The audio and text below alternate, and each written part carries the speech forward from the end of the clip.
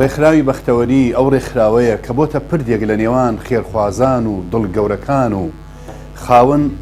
سەرمایەیەکی بەخشندن بۆ ئەوەی لە ژێر سێبەری عەرشی خوایە بن سەدەقە و بەخشینەکانتان بگەیەنە دەستی ئێمە و ئێمەش بە دەستێکی ئەمین ئەیگەینە ئەو دەستانەی کە محتاجن کە بێباوک و هەژار و فەقیرن.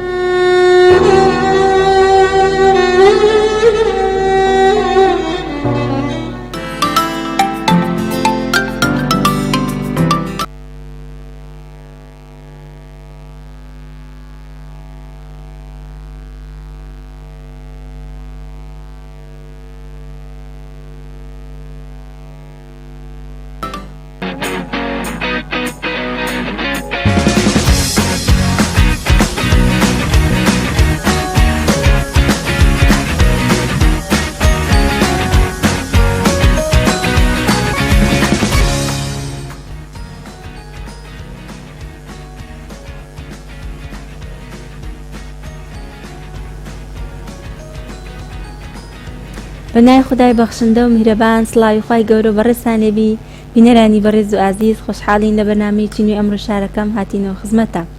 بەڕێزان تەوەری ئەمڕۆ بابەتی باسی ئەمڕۆمان دروشمەکانی چاکسازی و بەهدەردانی سامانی گشتیە. چاکسازی بۆ هەموو سیستەمێکی سیاسی پێویستە، چونکە ئەگەر چاکسازی نەبوو ئەوە نە پەرلەمان ڕۆڵی خۆی دەجێڕی، نە سیستەمی چاکسازی دیموکراتی ئەدای کاری خۆیان دەکەن. ئەگەر چاکسازی نەبی ئەوە گەندەڵی ڕوو لە وڵات و لە کۆمەلگا دەکاتن، بۆیە پێویستە چاکسازیەکی باشە بیتن تاوەکو هەنگاو بە هەنگاو کۆمەلگا بەرەو باشتر بڕوا بژێوی ژیانی هاوڵاتیان باشتر بی. بۆ مەبەستە گفتوگۆ لەگەڵ زۆر بەڕێز کاندیدی ژمارە 24 بازنەی سێ هەولێر دکتۆرە پەخشانسیان دەکەین. دکتۆرە زۆر بەخێربەی. زۆر سپاس ماما. خۆشحاڵم لە خزمەت بەڕێزتدا. زۆر سپاستان دەکەم. دەمەوێت بۆ پرسیارە دەست پێ بکەم، زۆر و جێمان لە وشەی چاکسازی دەبیتن، کەس نێجێ لە وشەی نەبوو بیت، بەڵام دەستیان بە چاکسازی نەکردووە. ئایا چاکسازی لە چی دەست پێ دەکرێت؟ چاکسازی کە خۆت باسی چاکسازی دەکەیت کەواتە دام پێدانانێکی ڕاستەوخۆ دەکەیت کەوا گەندەڵی هەیە و گەندەڵ کە وشەی چاکسازی عکسەکەشی گەندەڵیە کە تۆ هاتی یاسایەکت دانا بە ناوی یاسای چاکسازی کەواتە تۆ دەبێت دام پێدابنی کە گەندەڵی گەیشتۆتە ئەو ئاستەی شێرپەنجە کە بە یاسا نەبێ چارەسەر ناکرێ و قووەتی یاسا لە جێبەجێکردنەیەکی ئێمە یاسای چاکسازیمان هەیە، بەڵام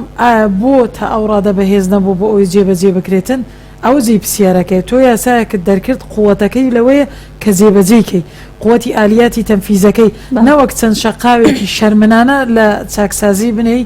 کە خۆت دەزانی ئەوانەی کە هۆکاری گەندەڵیەکەن هەروە لە دەسەڵاتن ئەوانەی 30 ساڵە حکمی ئەو وڵاتە دەکەن ئەوانە هۆکاری ئەو گەندەڵیە و ئەگەر ئێمە بمانەوێت چاکسازی بکەین وەکو جەنابەت پرسیارەت کرد چاکسازی لە چێوە دەکرێت دەبێت ئێمە چاکسازی لە لوتکەوە بکەین وەکو لە اقتصادیەکان و لە زمانی عەرەبیش دەڵێتن فەساد القیمەتی فی القیمە، لوتکەی گەندەڵی لە لوتکەوەیە کەواتە دەبێت لە خۆمان لە بەرپرسە گەورەکان دەست پێ بکەین لە خاوەن کۆمپانیەکانی خۆڕەخکاری ئەو وڵاتە و بۆ هۆی بەهەدەردانی ئەم وڵاتە کە بەداخەوە ئەو خۆڕەخکاری گەندەڵیە وای کردووە چینایەتی تەبەقیەت لە کوردستان دروست بێت. بۆیە ئەگەر ئێمە بمانەوێت چاکسازی بکەین دەبێت لە سەرەتا لە گەورەکانەوە دەست پێ بکەین، نەوەک هەموو چاکسازیەکان لەسەر جیفانی هاوڵاتی و لەسەر فەرمانبەری ئاسایی بکرێتن. دکتۆرە ئێمە تاکو ئێستا زۆر جێمان لە وشەی چاکسازی دەبێت، بەڵام وشەیەکی بێکردارە، یان هۆکاری ئەمە بۆ چ دەگەڕێتەوە؟ بۆ ئەوەی ئیرادەیەکی ڕاستەقینێ لەلایەن دەسەڵاتدارانی حکومەتی هەرێم و بۆ جێبەجێکردنی یاسای چاکسازی ئەجینا یاساکە کە دەرچووە ئەگەر من وەکو لە سەرەتا وتم قووەتی قانون لە جێبەجێکردنیەتی تۆ کە یاساکە دەرچووە ئەگەر بە ئالیاتێکی تەنفیدی بەهێزەوە بەلیجانێکی دەستکراوە بە کەسانێکی پسپۆڕ نەوەک خۆی پلەکەی وەرگرتووە و بێ لە ژنەی چاکسازی دایبنەی کە ئەوە من نازانم فاقد و شەی لا یعطی تۆ کە دەی لە ژنەی چاکسازی دادنەی کەواتە دەبێت کەسانێک بن کە خۆیان نەزیه بن، نەوە خۆی پلەی وەرگرتووە بیکەیتە سەرۆکی لیژنەوە یاخود هەموو ئەندامەکانی لیژنە خۆیان سوودمەت بن لە پلە و لە وەرگرتنی پۆست. بۆیە فاقد و شەی لا یعطی، ئەگەر کەسانێک خۆیان مستەفید بن ئەوە چاکسازی لە ناکرێت، لەبەرەوەی زەرەری خۆیان هەیە، دەبێت تۆ کەسانێک دابنەی کە مستەفید نەبن و توانای دەسەڵات و جرئەتی دەسەڵاتیان هەبێ و ئالیاتێکی واقعیدا بندرێ بۆ ئەوەی بتوانی یاساکە و هەنگاوەکانی بەڕاستەقینە و بە هەنگاوی عملی و علمی جێبەجێ بکردووە بە کەسانێکی پسپۆڕ و نەزیه نەوەک بە کەسانێکی خۆی سار پێنج پلەی وەرگرتووە و جەمپێکی لێداوە موچەکەی لەسەر ئەوەی لەگەر ئەو تاعین بۆ هێشتا لە سێ چوارە ئەو لە پلەیەک دەرەجە ئەلفە. ئایا چاکسازی بۆ جۆرە کەسانە دەکرێت؟ ئایا چاکسازی بە گەندەڵکاران دەکرێت؟ نەخێر بە هیچ شێوە دەبێت کەسانێک خۆیان نەزیه بن و ئەهلی نەزاهەت بن و جورئەتی قەراریان بدێ چونکە چاکسازی بە گەندەڵکاران ناکرێت. مامۆستا لە ئێستادا هەر باسی دانەمەزراندن دەکرێتن یعنی دەن دامەزراندنی و دەرچی زانگۆتان نامەزرێت بەڵام لە کاتێکدا لێرە و لێ دەبینین ژمارەك بەرپرس و ڕاوێژکاردا دەمەزرێن و بەبێوەی یعنی وەک فلتەرەکە بیتن بۆیان لە کاتێکدا کۆمەلگا پڕ بووە لە ڕاوێژکار و بەرپرس ئەمان نچون چارەسەر دەکرێن. وەڵاهی نازانم ئەو هەموو ڕاوێژکارەی هەمانە ئەگەر بەبادە بۆیە حکوومەتی هەرێم ئێستا لە قمەی سیاست ئێمە دەبواە هەموو سیاست مەدارەکانمان ئەنشتاینی سیاسی بن و هەموو قەرارەکانمان هیچ هەڵی تێدا نەبووی و هیچ لێکەوتەی نێگەتیفی لێ نەکەوێتەوە کەچی بەداخەوە سەرڕای هەبوونی ئەو هەموو ڕاوێژکارە و هەبوونی ئەو هەموو فەرمانبەرە ئێمە دیاردەیەکە ئێستا ڕەخان دەبێ ئاماژەی پێدەین لە دام و دەستگاکانی حکومەت بەهۆی دانەمەزراندنی کەسانی پسپۆر لەسەر ئەساسی بنەمای کەفا ئەو لەسەر ئەساسی پێداویستی جۆرە بێکاریەک دروست بووە لە دەوائیرەکانی حکومەت کە پێی دەڵێن بەتاڵی مقەنعە تۆ دەچیتە ژوورێک چەند فەرمانبەرێکی تایە یەک دوو فەرمانبەر کار دەکات ئەوەکەی تر دانیشتوی بە بێکار ئەو پێی دەڵێن بەتاڵە مقەنعە کە دەبێتە باری یعنی ئەرکێکی دارایی قورس لەسەر حکومەت و لەسەر خەڵکیش و ئەگەر ئەخر ئەوە جێی پرسیارەکەی حکومەت دەڵێ ئێمە لە قەیران داین و توانای داراییمان ئەوە نیە کە ئێمە گەنجان بەداخەوە ساڵانە ئێمە دەیان هزار دەرچووی زانکۆمانە هەیە لە کاتێکدا ئێمە 4,000 کەس موچەی 5,600 کەس وەردەگرن لەبەرەوەی هەموو قەفزیان لێدا بۆ پلەیەک و لە هەمان کاتیشدا لە دەرەجە خاصە دادەمەزرێن کە ئێمە ئەگەر لێکی دەینەوە هەر ڕاوێژکارێک موچەی چەند فەرمانبەری ئاسایی وەردەگرێت هەر مدیر عامێک و وەکیل وەزیرێک و نائب مدیر عامێک موچەی چەند فەرمانبەری ئاسایی وەردەگرێت و ئایا کارەکان بە هەبوونی ئەوانە بەڕێوەدەچێ یا بەنەبوونیشیان هەر کارەکە بەڕێوەدەچی ئەوە جێی پرسیارەکەی بەداخەوە ئەگە ئێمە دەڵێن لە بەغدا محاسەسەی حزبی و تائیفی ئەوە یەکێکە لە هۆکارە سەرەکیەکانی گەندەڵی دانانی کەسانی نەشیاو لە جێگای یعنی کەسان نەشیاو لە جێگای شیاو یعنی لە ئەو جێگانە کەسی شیاو ناسێتە شوێنی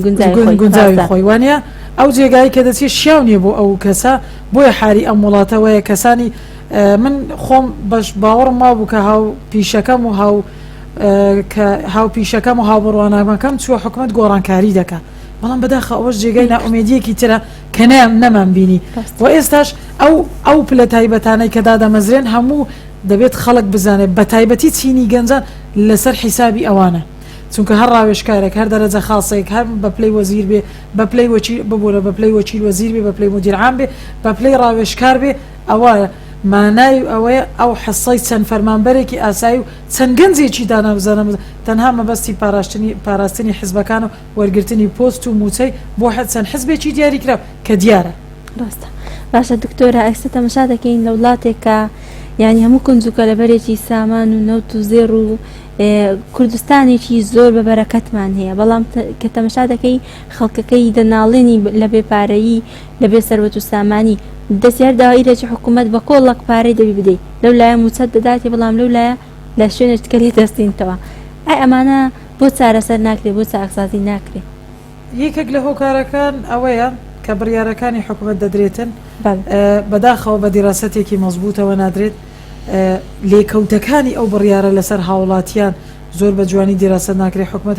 هەموو خەمەکەی ئەوەیە کەوا چۆن داهات زیادکە بەڵام لە هەموو نظامی اقتصادی عالم تۆ کە قرارەدا لەسەر زیادکردنی زەرائب و ڕسوم و شتووە بالمقابل دەبی لە دەخلی مواطنی چونکە ئەوانە هەموو علاقەی هەیە لەگەر یەکتری تۆ ناکرێ موچەکەی بەلێ بڕینەوە یاخود بە پاشەکەوتەوە و چەند موچەیەکشی لێ دەخۆی لە کاتێکدا هەستی بە زیادکردنی زەرائب و ڕسوم لەسەر هاوڵاتیە چونکە ئەمە کاریگەری لەسەر ڕاستە و خۆی لەسەر چینێکێ و لەسەر کاریگەری ناڕاستە و خۆی لەسەر چەند چینێکی تر هەیە بۆ نمونە کاسبکاران و بازار و لە هەمووشی گرنگتر ئێمە دەزانین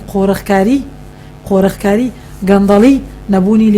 لێپێچینەوە هەڵنەستانی داواکاری گشتی بە ڕۆڵی یاسایی خۆی لەم بابەتە ئەوانە هەمووی هۆکارن بۆ ئەوەی بە هەدەردان زیاد بێت گەندەڵی زیاد بێت خۆڕەکاری بە تایبەتی لە بابەتی نەوت و غاز. جوانە دکتۆرە بەخشان ئێستا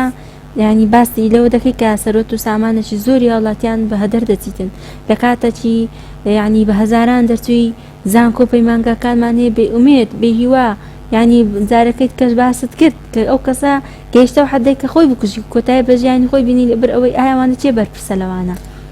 هەر بەرپرسێکی ئەو وڵاتە ئەگەر بە ڕوحی ئینسانیەتەوە تۆ دەڵی فلان کەس وا و من خۆم بە بەرپرسی ئەو وڵاتە دەزانم و خۆم من باب و برا و مام و بەڵام لە ئاسڵدا ئەگەر خۆت لە شوێنی باوک دەبینی ئەگەر خۆت لە شوێنی برا دەبینی ئەگەر خۆت لە شوێنی مام دەبینی ئەگەر خۆت بە بەرپرس دەزانی سەید القەومی خادیمهم لە ڕوحی ئینسانیەتەوە ئایا ئەگەر ئەو گەنجەی کە خۆی کوشت ئەو گەنجەی بەبێ کار دەسوڕێتەوە ئەو کەسەی کەوا هەزاران کێشە و ناڵەی هەیە بەهۆی نەبوونیەوە ئەگەر من تۆ وەکو باوک سەیریکەی ئەوە ئەگەر جگەر گۆشەکەی خۆت بە ئەگەر منداڵەکەی خۆت بە ئەگەر کەسەکی نزیکی خۆت بە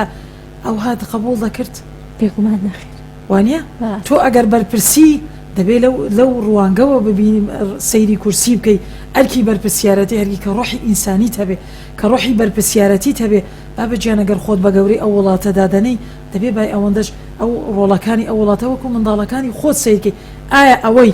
بەسەر وڵاتەکەت و بەسەر گەنجەکانت و بەسەر ئافرەت و پیا و ژن و گەنجی ئەو وڵاتە تێناوە تۆ ڕازی ئەوە لە خێزانەکەی خۆت ڕووبدا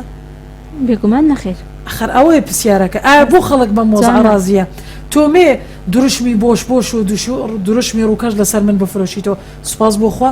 گەنجی ئێمە بە تایبەتی ئێستا زۆر ڕۆشنبیرە خەڵکی ئێمە گەیستوتە ئاڕادێکی زۆر لە ڕۆشنبیری و تووڕەی ئیتر کە تێگەیشتووە ئەم دروشمە ئەوم دەسەڵاتانەی کەوا وای لێ هاتووە بۆ مەنامی هەڵبژاردن ماڵی خوددا بەکاردێنن دەوایری حکومەت و پرۆژە بەکاردێنن ئیتر تێگەیشتووە کە ئەم کەسانە بۆ لە پێناو دەستکەوت چۆن خاچی هەرێمیان دانا و هەروارەی هەرێمی کوردستان وا لە مەترسیە داهاتەکانیشی قۆڕەخ کراوە شتی تریش دادەنێن دروشمەکانیان لە دروشم تێناپەڕێت چکە خۆیان هۆکاری ئەو بارودۆخەن بۆ دامەزراندنی عسکەری داماوە بۆ لیوای فلان و فلان و فلان بۆ دامەزراندنی مەدەنی نەماوە بۆ دەرچووی زانکۆ دانامەزرێ لە کاتێکدا عەدەدی لیوا و فەوزەکان و تابعی فلان و فلان و فلان هەروە لە زیادبوونە ئەو لە کەمکردن نەبووە و تەنانەت ڕاژ نەوەستاوە بۆ مەدەنی دامەزراندنی قانونی خدمەی مەدەنی و دامەزراندنی زانکۆ لە ڕاوەستاوە لە کاتێکدا ئەو دامەزراندنە هەر بەردەوامە و لەسەر حسابی چیە بەڕاستی وانە دەبێت لایانی پەیوەندیدار هەرکی خۆی هەستێ بەم بابەتە بەڵام هەر بەرپرسێک ڕۆحی ئینسانی نەبوو پێش ڕۆحی دەسەڵات بەداخەوە ئەوەیە چارەسو نووسین دکتۆرە بەخشان چێ بوو دەنجی بە ڕفراندۆمدا هەر من و تۆ نەبووین بەڵێمان لێدا ئەست ئەو بیتە بانگەشەی هەڵبژاردن دەبوو حزبی دەسەڵاتدار ینی بەداخەوە جێگەی یعنی ئەسەفە بەڕاستی کارەساتەکە لەوەیە تۆ من بەش بە حاڵی خۆم ئەگەر بزانم ئەو دوای ڕاپرسی دەوڵەتی کوردی پێک بێ هەر کەسێک ڕوحی کوردایەتی هەبێ بێگومان بە ئەگەر دەجاری تریش پێی بڵان دەوڵەتی کوردی دەوێت دەرێ بەڵێ بەڵام ئایا ئەو بەڵەیە نابێتە هۆی لە ناوبردننی ئەو خەونە بەداخەوە ئێمە ڕیفراندۆم ئەگەر بۆ دەوڵەتی کوردی بە هەنگاوی یەکەم هەنگاوی سربەخۆی بە من بێگومانم هەموو کوردێک دەنجی ئەوەی دەنجی بۆدا و ئێستاش پەشیمانیە لە دەنگەکەی بەڵام ڕیفراندۆم بەقەدەر ئەوەی دەستکەوتی حیزبایەتی و دەستکەوتی کەسایەتی و دانی مێژوویەک بوو بۆ کەسانێک بەقەدەر ئەو بۆ دەوڵەتی کوردی نەبوو بە بەڵگەی ئەوەی لێکەوتەکانی گەورەترین لێکەوتەی ڕیفراندۆم لە دەستدانی خاچی هەرێم بوو کە ئایا ئەو خاکە لە داهاتوو دەگەڕێنرێتەوە سەر حکومەتی هەرێم و کوردستانیان نا ئەوە بەداخەوە ئەمەزی پرسیارەکە کە هەتا ئێستا وەڵامی کرد لەلایەنی هیچ کەسێکەوە ڕوو نییە بەڵام ڕیفراندۆم ئەگەر بۆ سەر بەخۆی و دەوڵەت بە من بێگومانم هەموو کەسێک پێ ئەوەی وتوێتی بەڵێ و ئێستاش دەڵێتەوە بەڵێ بەڵام نەبوو هیچ کەسێک خەڵک گەیشتە ئەو قەناعەتەی کەوا ئیتر دەنگ بەسەر بەخۆی نادرێ بۆ دەستکەوتی کەسان و دەستکەوتی حزب ئەوەی بەڵێشی دای پەشیمان بیتۆ دەچکەوە بۆ دەستکەوتێک لە بۆ حزبێکی دەسەڵاتدار بەداخەوە دەبێت ئەو کەسانەی کە بوونە هۆکاری ئەو پەشیمان بوونەوە کە مێژوو دەنووسرێتەوە بزانن بەلەکەیەکی ڕەش لە سەریان حیساب دەکرێت بزانە شەرمەزاری خەڵک و مێژوو دەبن لە ئێست لە ڕابردوو لە ئێستا و لە داهاتووژە ڕاستە دکتۆرە پەخشان ئەگە دوافسیارم لە بەڕێز بکەم بەڕێزت کە خۆت کاندید کردووە ئایا ئامانج و مەبەستی بەڕێزت چیدا لەم خۆ کاندیدکردنە من کە خۆم کاندید کرد ئەفان قسەش دەکەی بەڵام چونکە هەڵبژارنی ئەو جارە دەنگدان نییە بە حەزب بەڵکو دەنگدانە بە کاندید بۆ دەمێوەکو کاندیدێک یعنی پەیامی خۆت بگەینی من وەکو کاندید کە بە ژمارە 24 لە بازنەی سەی ڕۆژاوای هەولێرم نظامی انتخابیەکە گۆڕاوە نظامی فەردی پێ دەڵێن بە لە ڕوانگەی هەستکردن بە بەرپرسیارەتی ئاینی ئەخلاقی نیشتیمانی بۆ خزمەتکردنی بە خەڵکانی هاو نیشتیمانیانم هاوشاریانم بە تایبەتی خەڵکانی شاری هەولێر و خەڵکانی بازنەی سێ چووکە ئەم نظامی سەوتی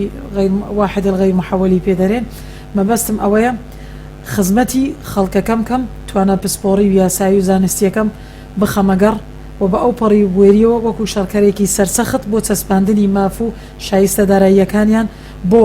بەڕەنگاربوونەوەی گەندەڵی و شەڕکردن بۆ مافە دەستوریەکانی خەڵکی هەرێمی کوردستان کە ئامادەم تا قۆناغی محکەمەی فدرالیش بڕم ئەگەر بەتەنیاش بم بۆیە داواکارم لە دەنگدەران ئەم متوانە و شاهیدیم بۆ بدەن و 4 ساڵی داهاتوو بەڵگەی کارەکانم دەبێت من ئامادەم لە داهاتوو لەم بەرنامەیە و لەم ئەوەیە ئەم پرسیارم لێ بکەیتەوە وەکو پێشتریش وتم دکتۆرە بەڵێنەکانت چەندی جێبەجێ کردووە و چەند خزمەتی خەڵکت کردووە زۆر سوپاسان دەستەکان خۆش بێگومان بەڕاستی کەسێکی شایەن و شایستەی بە پەرلەمان چونکە بەڕێزت بە ئەکادیمی ئەو قۆناغت تێپەڕاندیان کەسێکی بە ئەکادیمی یاسایی پێویستە بستێ شوێنێکی یاسایی دەستەکان خۆش بیاخوا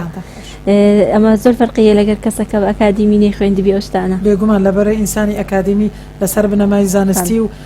داتا قسە دەکات نەوەک بە ئەجندای حزبی و تەنها بە ئەمر و ئەو ئەوامەری فلان و فلان بێگومان بەڕێزت مامۆستای زانکۆی کۆلێژی یاسای یعنی زۆر باشەوە دەزانی کە پرۆژە یاسا چێ یاسا چۆن دەردەچی بودجە چیە پەرلەمان ئیشی چیە یعنی ئەوانە هەموو دەتوانم بڵێم لە لای بەڕێز زۆر ئاسان و سەهلە بەڕاستی بەتەکیت دەستەکان خۆشبی هیوای سەرکەوتن بۆ دەخوازی هیوادارم ئەو بینەرانی کە ئێستا بینەری بەرنامەکەمانن دەنگ بدەن بە زۆر بەڕێز دکتۆرە پەخشانسیان کاندیدی ژمارە 24 لە بازنەی سێی ڕۆژئاوای شاری هەولێر بەڕێزان زۆر سپاسی بەڕێز دکتۆرە پەخشان دەکەین کە لەگەڵمان بوو بۆ ئەم بابەتە گرینگە پشۆکی کوروەردەگرین و دەگەڕینەوە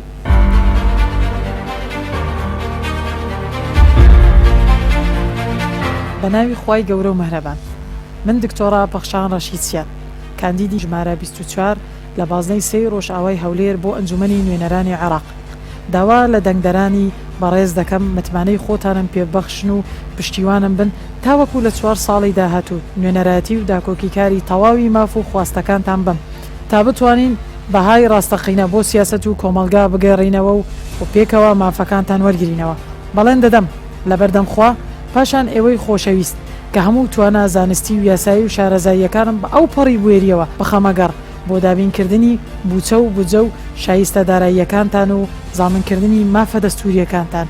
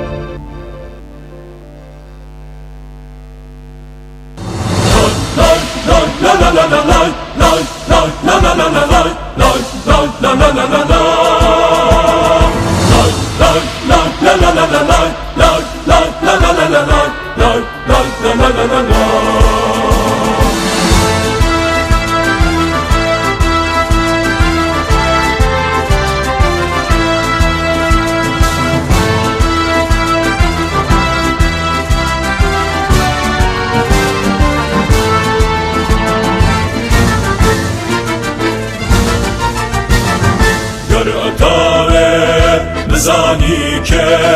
مسافری کم هوار و جه گر اتاوه بزانی که مسافری کم هوار و جه نهنگو ننم بروانا کاک برو آسو اکشم نهنگو ننم بروانا کاک برو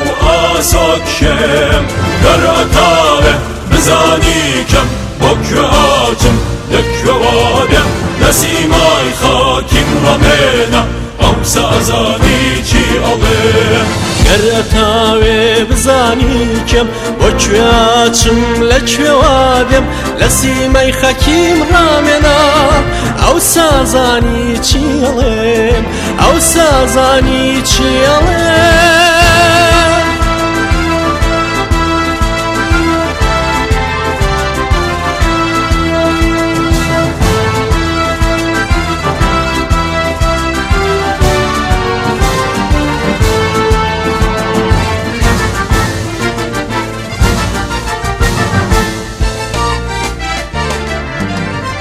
گەراتاوێ بم دوێنیان پەڕی دڵم بخوێن بێجگەلە پەیوی گوڵاوی و میهر و وەفا و خۆشەویستی لە فەرەنگما هیچ نابینی لە فەرەنگما هیچ نابینی گەراتاوێ بم دوێنیان پەڕی دڵم بخوێنی بێجگەلە پەیوی گوڵاوی و مهر و وفا و خۆشەویستی لە فەرهەنگما هیچ نابینی لە فەرهەنگما هیچ نابینی گر اتاوه بزانی که مسافری کم هوار و جه گر اتاوه بزانی که مسافری کم هوار و جه نهنگو ننم بروانا کاک برو آسو اکشم نهنگو ننم بروانا کاک برو آسو اکشم گر اتاوه بزانی چون بشوبا روحی خومانم با خزماتی گلون اشتیمان دو هوار کما جیجوان بۆ خزمەتی گەل و نیشتیمان دوو هەوارەکەمە جێژوان یان ئەوێنەی دڵی ئێوە یان لوتکایەکی کوردستان یان لوتکایەکی کوردستان کوردستان کوردستان کوردستان کوردستان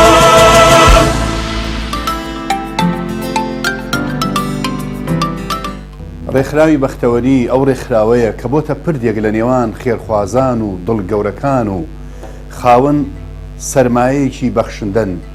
بۆ ئەوەی لە ژێر سێبەری عەرشی خوایە بن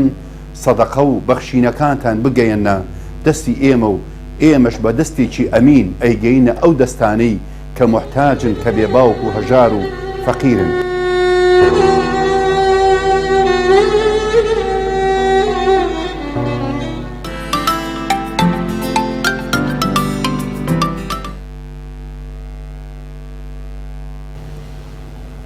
بەڵێ بەڕێزان لەگەڵتاندا بەردەوامی دەچینە بەڵگەی ئەمڕۆ لە مێژوودا.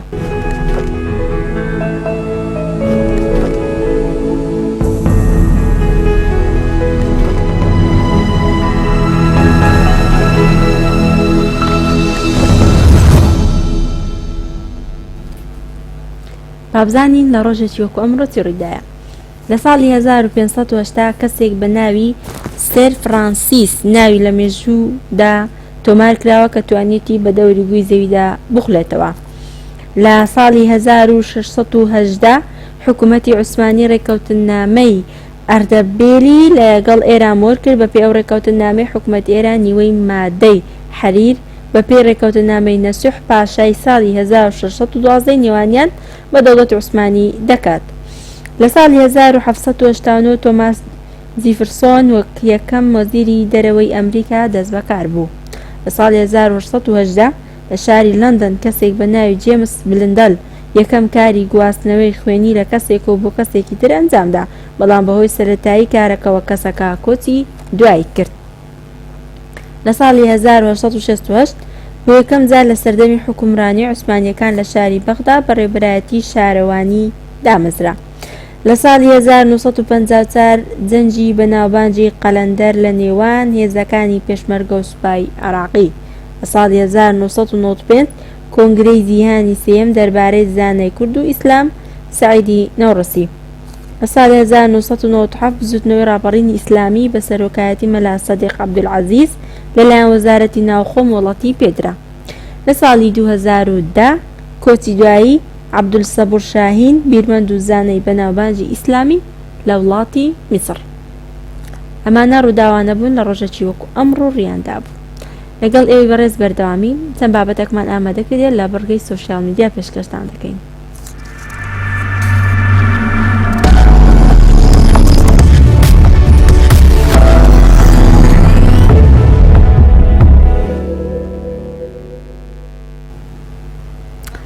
بابەتی یەکەمی سۆشیال میدیا وا دیارە لە ماوەی ئەو هەفتەی ڕابردوو بابەتێک بڵاو بووە کە گوایە پۆلیسێکی هاتوچۆ لە مزگەوتێک لە مزگەوتەکان کاتێک کە مامۆستا لە وتاردان هێنی دوا کەوتووە پۆلیسە کاڵدەستی و دەست بە وتاردان دەکا بابزانی چ وتارێک دەدا. لە یەکێک لە مزگەوتەکاندا مامۆستای وتار خوێن دوا کەوت خەڵکی چاوەڕوان بوون دیار نەبوو. پاشان پۆلیسێکی هاتوچۆ چووە سەر مینبەر و بە زمانی هاتوچۆ جوان بە خاڵبەندی کەوتە وتاردان واتە بە زمانی هاتوچۆ وتاریدا. یەکەم ئەی خەڵکینە مۆڵەتیتەوە بۆ پەشیمانی تازە بکەنەوە تا سەرفراز و بێکێشە بن لە ژیانی دنیاتان بە ئاسانی بەڕێ بکەن. دووەم خەڵکینە پشتێنی خۆپاراستن لە گوناه و تاوان بەسن و پاشان بکەونە ڕێ. سێەم خێرایی گوناه و تاوان کەم بکەنەوە لە سەرێگایەکی مەترسی دارن نەوەک تووشی ڕووداوی مەرگ ببن. چوارەم بە وردی ڕەچاوی تونند و تۆڵی نیەتەکانتان بکەن چونکە هەرچی تەنها بۆ خوددا نەبێت وەرگیراو نییە. پێنجەم بزۆنەری جەستەتان پاک بکەنەوە کە دڵتانە چونکە لە ڕۆژی دواییدا تەنها دڵە پاکەکان سەرکەوتون یومە لا ينفع مال ولا بنون إلا من أتى الله بقلب سليم. شەشەم لەسەر ڕاستە شەقامی ئاین بڕۆن و لامەدەنە ڕێچکە و لاڕێکان تا سەرگردان و بەدبەخت نەبن. هەفتەم بەباشی شوێن ڕێنماییەکانی قورئان بکەون تا تووشی گرفتی ڕۆژگار نەبن. هەشتم خەڵکینە ئاگدار بن لە پشتانەوە خەڵکی پشکنینی زۆر ورد و هەستیار هەیە کە ورد و درشتی کردەوەکانتان دەپرسێتەوە. نۆیەم زۆر خۆتان بپارێزن لە سەرپێچێک کە بازەکەی ئاگری دۆزەخ بێت. دەیەم خەڵکینە ئاگدار بن دەفتەری سەرپێچەکانتان زۆر گەورەی و هەموو شتێکی بەوردی و بە بەڵگەوە تیاتر نووسراوە. یاوەی لەتەنە ما لهذا الكتاب لا يغادر صغيرة ولا كبيرة إلا ما أحصاها ووجدوا ما عملوا حاضرا ولا يظلم ربك أحدا. خەڵکی ناگەدار بن دووڕیان یەکتانە پێشە باش بزانن گەشتیاری کام ڕێگەن هەڵەوە گیراو نییە و گەڕانەوەش بۆ دواوە نییە. دەستەکانی خۆش بەڕاستی وتەکانی لە شوێنی خۆیتی بەڕاستی پێویستە ئێمە بەڕاستی خاستن ئەو خاڵی کە دەرێ پشتێنی خۆپاراستن لە گوناه و تاوان ببەسن پاشان بکەونە ڕێ. زۆر باشە ئەمە گرتە ڤیدیۆیەکمان ئامادەیە ئاگداری ئەوەی کە ئێستا ئەمە لەو دیمەنە دەیبینین. دیمەنی باڵەگرێکە کە دەرگای دواوی دانەخستووە. بابزانین ئەم باڵگڵا کە دەرگای دواوی دانەخستووە لە کاتی لێخۆڕینی بار هەڵگرەکەی تیرێ بەسەر دێ.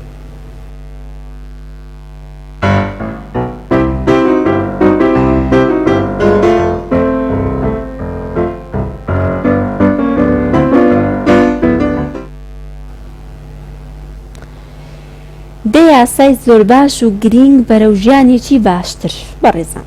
یاسا تەنها یاسای هاتوچۆ نییە، تەنها یاسای ئەو یاسایانە نییە کە لە پەرلەمان دەردەچی، تەنها ئەو یاسایی سزادان و عقوبات نییە. یاسا یاسای ژیانە. ئەگەر ئینسان لە ژیانی خۆی یاسای نەبی، خۆی پەروەردگار یاسای هەیە بۆ ئەو گەردوونە. ئێمەش پێویستە یاسامابی لە ژیانمان، با ئەم دە یاسایە بکەین یاسای ژیانمان بۆ ژیانێکی باشتر. یەکەم هەوڵ بدە ڕۆژانە 3 کەس دڵخۆش بکەیت، دابا ڕێگایەک بێ. دووەم کاتی زێڕینت بەدەمەتەقەی لەدەست مەدە. مع الأسف خەڵکێکی ئێستا ئەوەندە خەریکی مناقەشەی، ئەگەر یعنی فەیس تو فەیسیش مناقەشەی نەکا، ئەوە بە کۆمنت لە فەیسبوک و ئینستاگرام و ئەو تۆڕە کۆمەڵایەتیانە خەریکی مناقەشەیە. مع الأسف کە ئەو کاتە زێڕینی خۆی بەفیڕۆ دەدا. سێم شتەکان بیرخۆت بەرەوە بەرامبەرت بە هەڵەی ڕابردوو ئازار مەدە. ڕێگەمەدە بیر و بۆچوونی نابەزێ بەسەر تازاڵ بێت هەموو هێزت بۆ کاری دروست دەرخان بکە. پێنجەم بزانە کە ژیان قوتابخانەیە، تۆش قوتابی، کێشەکانی بریتین لە دەستەواژەی بیرکاری و دەبێت حەل بکرێن. شەشەم دەم بەخەندە و پێکەنین بە.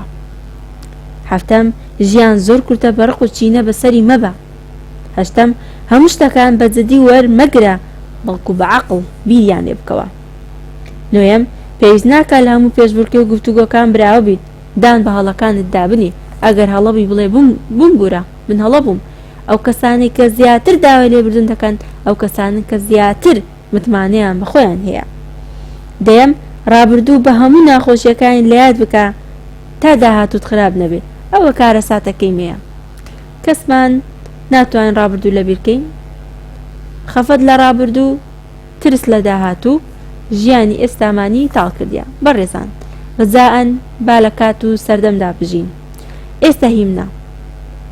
دوونێ مرد و وەفاتی کرد و خۆحافیزی کرد. سبەینێش هێشتان لەدایک نەبووە و کەسمان گرینتی ئەوەشمان پێ نەدرایە کە سبەینێ دەژین. ئەمڕۆ هیمنا، ئێستا هیمنا کە ئەو دەقەیە کە تێدام. زۆر باشە، ئەمە یاسایانە بوو کە بۆ ژیانێکی باشتر. گرتە ڤیدیۆیەکی دیکە لە تۆڕە کۆمەڵایەتیەکان بڵاو بۆتەوە، کرێکارێکی کارامە دیمەنی کۆمەڵە کرێکارێکە کە بە شێوەیەکی نوێ کار دەکەن، بە زۆر بە کارامەیی کارەکانی ئەنجام دەدەن. بابێکۆ بینەربین.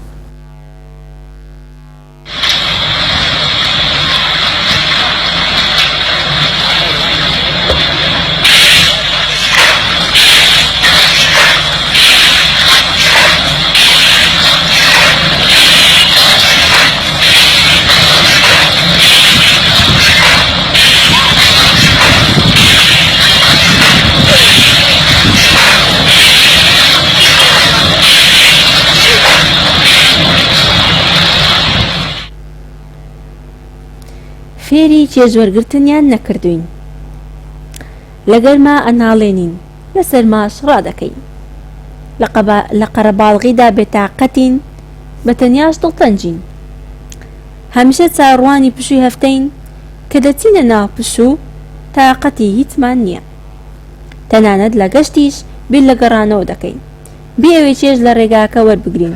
بێ ئەوەی ئاگادار بین کە ژیان هەر ئەو چرکە سادانە بوو کە ئەمان ویست و تێپەڕین. قوتابی بۆ نمونە هەر لە مەسەلەی چێژوەرگرتن، قوتابی هەموو خەونەکی ئەوەیە دەی 1 2 3 4 5 6 تەواو بکەم بچمەزانکۆ دەی تەواو بکەم. لە کاتێکدا تۆ نازانی و بێ ئاگای لەوەی کە بەختەوەریت کە ژیانت چێژوەرگرتن چێژەکان هەموو لەو هەنگاوە نەبوو کە دەدنا. مع الأسف ئێمە بەڕێزان چێژ لە ژیان وەرناگرین، یان ئەوتەوا باس دەکە دەڵێ ئەمە گەرمامانە هەر ناشکرین، سەرمامانە هەر ڕازینین، بەتەنیا بێزارین، لە قەڵەبارغیدا تااقەتمانی وەل عاسری یعنی ناتانی چێژ وەرگرین. ئەگەر ئەمە فێری هونەری چێژ وەرگرتن بووین ئەو کات ژیان پێناسێکی دیکەی بۆ ئێمە دەبی.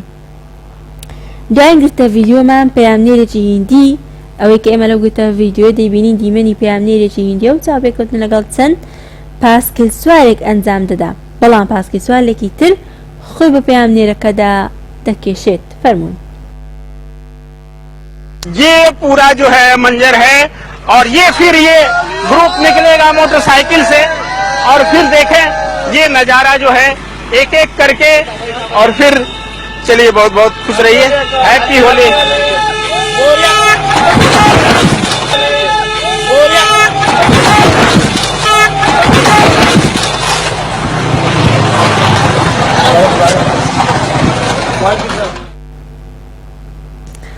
فەقیرەی ئەوەش کاری پەیامنێری دەبی چاوەڕێی هەموو ڕووداوەکی نەخوازراو بکە کە بەسەری بێ. بەڕێزان ئەمە سەرجەم بڕگە بابەتەکانی ئەمڕۆمان بوو. هیوادارم جێرە زامەندی پەروەردگار بێ و سوودی ئێوەی ئازیز. تاکو دیدار بەخوای گەورەتان دەسپێرم. خواتان ئەگەڵ.